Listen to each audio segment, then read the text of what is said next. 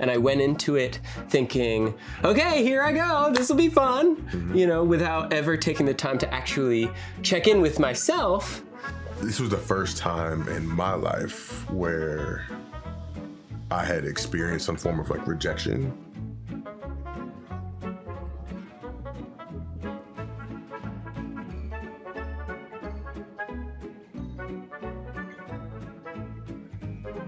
Life is a broadcast, lesson 1, take 2. 1. Take 1. 1. Lesson 1, understanding your intentions. Whenever we commit to an endeavor, it's important that we do it with a sense of intentionality. With this in mind, we'd like to start this class by having you clarify your intentions for wanting to be on reality TV. By reaching a clear understanding of what you want out of this, you can also have a clear understanding of how you want to present yourself and interact with the program. We believe that all choices in life are made out of either fear or desire. Try to make sure that your intentions are made out of desire as opposed to fear. If you're doing this because you're afraid of something, like you'll never find true love if you don't do this, reconsider your motives. Is this the right choice for you? Would you all ever go on reality TV? Oh, 100%. Yeah? 100%. Why? Oh, I would love to be on one of those dating shows. Like, all them hot girls that are all around me the whole time. Yeah. I love it. I would so be on there. Gotta get the clout. So it would be for clout, okay? Yeah. Would either of you go on reality TV? Absolutely. But I'm married. So if I wasn't married in some other universe, I would totally go. You would do it. Why? Yeah.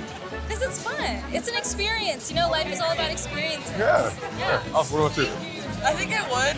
I just met someone we've been dating for like a month, and I told him if we met on Love is Blind, I think it would still work. That's dope. That's dope. I feel like I would do that. That's dope. Would you ever go on a reality TV show? Yeah, sure. I mean, you know, I like money. Yeah. So your intention would be for money? Yeah.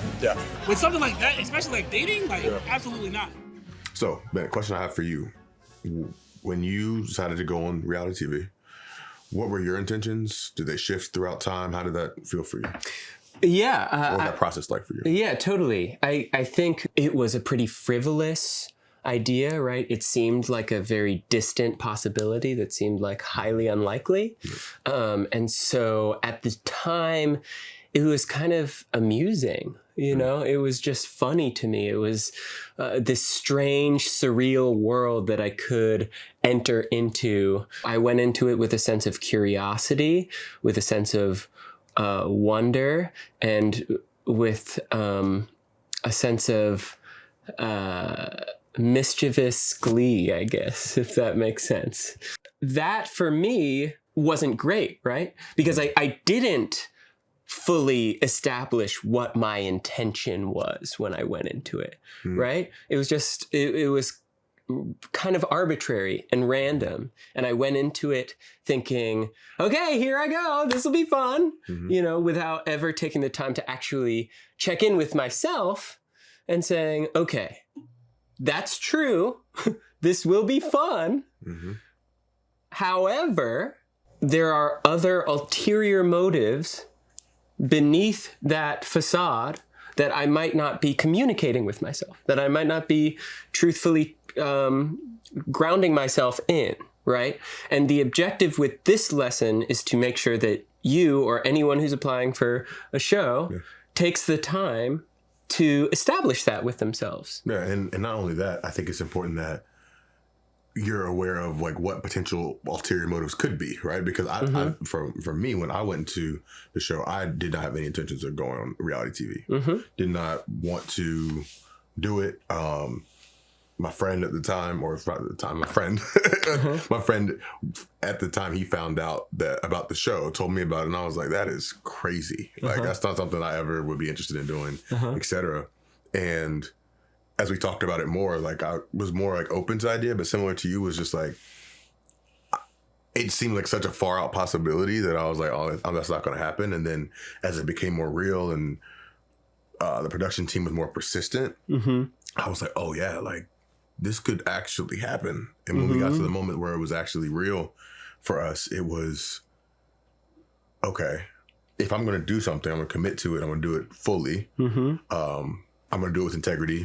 And I'm going to make sure that, like, at the end of the day, that the risk was worth it. And I believe that was true. But also the the motives like shifted over time, right? And I think that we have to be okay with knowing that that's going to be part of the process, and that like the right motives or the right reasons is subjective for everybody. And I love your point about saying that there are many intentions that one could have and the right reason to do something. There is no objective right reason, right? So I think it's important when checking in with oneself to be able to honestly check in and say, here are the reasons, and one can have multiple reasons for doing something, right? You could go onto a show genuinely wanting to find love. You could also, at the same time, genuinely want to become an influencer and be able to make a dependable income off of your social media presence. Yeah. And we cast no judgment on any of these potential motives. They are all real. And by identifying them and acknowledging them with yourself, you don't need to tell anybody else, I'm doing this because I want to be an influencer, right? But by telling yourself that, you are able to ground yourself in personal truth, right? And say, here are the reasons I am doing this. And with that in mind, here is how I can obtain that ultimate objective, right? Here's how I need to present myself. Here's what I need to do in order to achieve that end. I think in summary, what you just said, I think is exactly what this lesson's about. It's around the more honest you are with yourself, the better the entire process will be. And you have to consistently be reminding yourself and asking yourself questions about what your intentions are, how they remain the same, grounding yourself in your why, so that you're able to finish whatever process it is to the best of your ability and then get your desired outcome. Yeah. And I love your point that it can also change over time, right? That you can go into something wanting to be an influencer and then suddenly find yourself genuinely falling in love, with somebody, and that those two things there will be an ebb and flow to your motives, right? And checking in with yourself, always recognizing that you can have many motives at once, that none needs to take precedence over the other, although there might be moments at which you need to choose one over the other.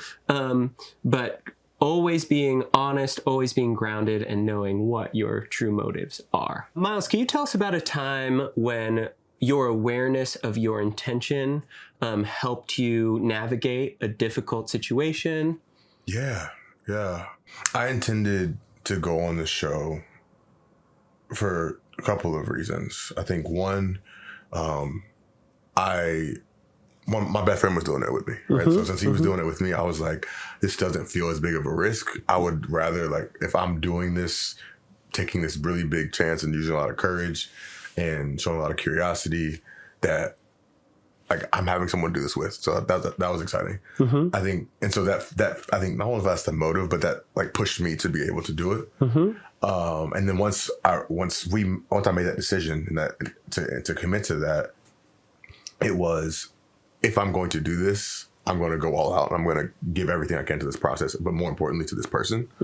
And this was the first time in my life where I had experienced some form of like rejection. And